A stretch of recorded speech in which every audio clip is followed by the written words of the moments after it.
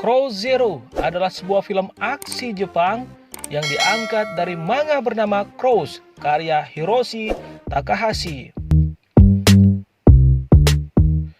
Film Crow Zero disutradarai oleh Taki Miike, diproduksi oleh Mateichiro Yamamoto, dan skenarionya ditulis oleh Sogo Muto, serta dibintangi oleh Shun Oguri, Kyosuke Yabe, Meisha Kuroki, dan Takayuki Yamada. Film Crow Zero memiliki alur cerita pada pertarungan kekuatan antara geng siswa-siswa di sekolah Suzuran.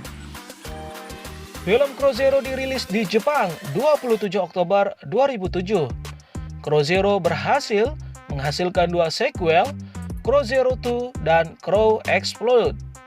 Juga sebuah adaptasi manga yang dirilis pada 13 November 2008. Murid pindahan baru yang masuk kelas 3, Genji Takiya, yang diperankan oleh Shun Oguri, tiba di sekolah SMA Suzuran, sebuah institusi yang terkenal karena populasinya yang berandalan dan nakal. Selama pertemuan orientasi, mahasiswa baru Yakuza tiba di sekolah untuk membalas dendam pada Serizawa Tamao tahun ketiga, yang diperankan oleh Takayuki Yamada, karena menyerang beberapa anggota geng mereka. Para penjahat itu menyalahkan Genji karena target mereka dan perkelahian pun terjadi di lapangan sekolah. Sementara itu Serizawa mengunjungi sahabatnya Tatsukawa Tokyo yang diperankan oleh Kenta Kiritani yang baru saja keluar dari rumah sakit. Setelah kembali ke sekolah, Serizawa menyaksikan Genji mengalahkan Yakuza terakhir. Malam itu Genji pergi ke klub malam yang sering dia kunjungi dan bertemu penyanyi R&B Aizawa Ruka yang diperankan oleh Meisha Kuroki. Dia kemudian pergi menemui ayahnya, bos Yakuza, Takiya Hideo, yang diperankan oleh Goro Kishitani. Kepada siapa dia menyatakan ambisinya untuk menaklukkan Suzuran, suatu prestasi yang dicoba sendiri oleh Hideo di masa mudanya tetapi gagal. Genji membuat Hideo berjanji untuk mengakui dia sebagai penggantinya jika dia berhasil. Keesokan harinya, Genji menantang Serizawa untuk berkelahi, tetapi dihentikan oleh Tokyo. Dia mengatakan kepada Genji bahwa jika dia benar-benar ingin membuat kesan, dia harus mulai dengan mengalahkan Rindaman, seorang pejuang legendaris di sekolah. Setelah Rindaman menolak tantangannya, Genji bertemu Katagi Riken yang diperankan oleh Kyosuke Yabe, salah satu Yakuza yang datang ke sekolah hari sebelumnya. Dia menyerang Genji sebagai pembalasan atas gengnya yang ditangkap, tetapi dijatuhkan dengan satu pukulan. Dengan rendah hati, Ken pergi bersama Genji ke klub tempat mereka membahas rencana Suzuran yang terakhir. Mengikuti saran dari Ken, Genji mulai membangun pasukannya yang disebut Genji Perfect Seisha atau GPS. Mengantisipasi konflik pembuatan bir, Serizawa juga mulai merekrut faksi untuk tujuannya sendiri.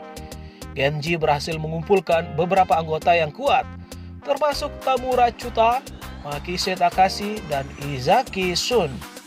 Serizawa khawatir dengan kenaikan cepat Genji ke kekuasaan, tetapi memilih untuk tidak mengambil tindakan.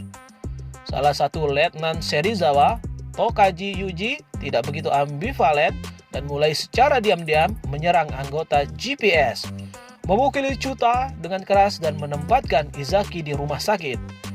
Provokasi menyebabkan ketegangan antara kedua pasukan meningkat secara drastis, tetapi Genji dicegah untuk bertindak oleh Makise. Suatu malam, Tokyo dan Serizawa mengunjungi klub malam dan bertemu Genji.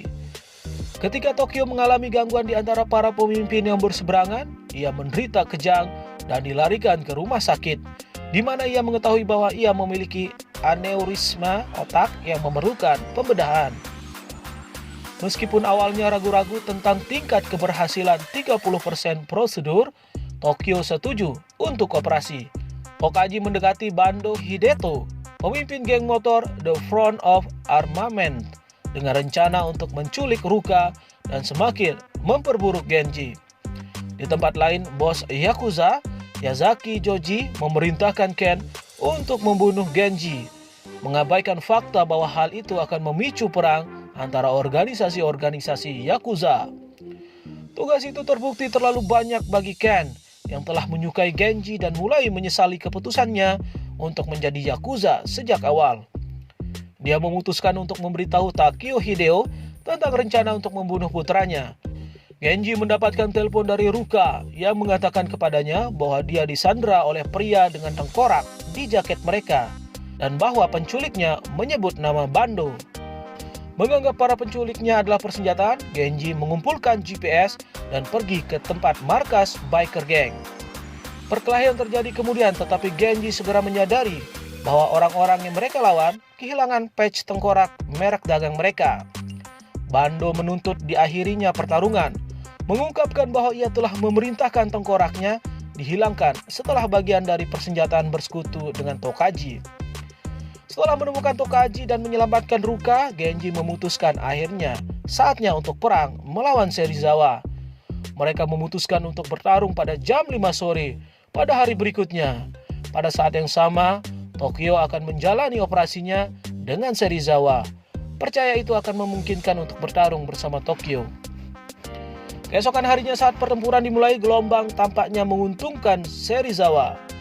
Tetapi setelah faksi Bando tentang persenjataan tiba dan bergabung dengan GPS, kemungkinan akan berkurang. Pertempuran berlanjut sampai hanya Serizawa dan Genji yang berdiri. Sementara itu, Ken dibawa ke pelabuhan untuk dieksekusi karena tidak mematuhi perintah untuk membunuh Genji. Yazaki memberi Ken mantelnya sebagai hadiah perpisahan sebelum menembaknya di belakang. Dia jatuh ke dalam air dan mulai tenggelam. Genji dan Serizawa bertarung hingga malam, dan meski terluka dan kelelahan, Genji akhirnya menang. Berpegang teguh pada kesadaran, Serizawa menerima telepon dari rumah sakit yang memberitahukan kepada bahwa operasi Tokyo berhasil. Kembali ke dermaga, Ken tiba-tiba pulih dan berenang ke permukaan. Dia menemukan bahwa mantel yang diberikan Yazaki kepadanya anti peluru, dan bahwa eksekusinya adalah taktik untuk memungkinkannya meninggalkan organisasi dan menjalani kehidupan yang berbeda. Beberapa hari kemudian Genji kembali menantang Rindaman, tantangan terakhir dalam perjalanan untuk menguasai penuh Suzuran. Rindaman mengungkapkan keyakinan bahwa Suzuran tidak akan pernah bisa benar-benar ditaklukkan, dan bahwa akan selalu ada seseorang yang tersisa untuk bertarung. Film berakhir ketika pertempuran antara Genji dan Rindaman dimulai.